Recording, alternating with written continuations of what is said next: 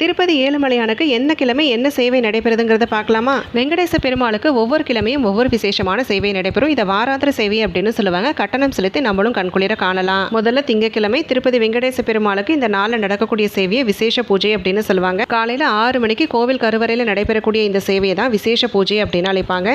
அடுத்ததாக செவ்வாய்க்கிழமை காலையில் 6 மணிக்கு 2வது அர்ச்சனையா 108 தங்க தாமரைகளை கொண்டு மூலமூர்த்திக்கு நடைபெறக்கூடிய அர்ச்சனை நிகழ்ச்சியை தான் அஷ்டதல பாத பத்மாராதனம் அப்படின்னு சொல்லுவாங்க. கிட்டத்தட்ட 20 நிமிடம் இந்த நிகழ்ச்சி நடைபெறும். அடுத்ததா புதன்கிழமை காலையில 6 மணிக்கு தங்கவாயில் முன்னாடி நடைபெறக்கூடிய சேவையை சகஸ்ர கலாபிஷேகம் அப்படின்னு சொல்லுவாங்க. வியாழக்கிழமை திருப்பாவாடை நேத்திர தரிசனம் காலையில 6 மணிக்கு நடைபெறக்கூடிய இந்த சேவையை அன்னக்கூடோத்சவம் அப்படின்னு சொல்லி அழைப்பாங்க. மறுபடியும் இரவு 8 மணிக்கு நடைபெறக்கூடிய சேவையை பூவங்கி சேவை அப்படின்னு சொல்லுவாங்க. அடுத்ததா வெள்ளிக்கிழமை விடியற்காலை 5 மணிக்கு ஆகாச கங்கை தீர்த்தத்தை கொண்டு அபிஷேகம் எல்லாமே நடைபெறும். அதுக்கப்புறம் நமக்கு நிஜபாத தரிசனம் கிடைக்கும். எந்தவித கவசமும் இல்லாம பெருமாளுடைய பாதத்தை தரிசிப்பது தான் நிஜபாத தரிசனம். ஓம் நமோ நாராயணாய.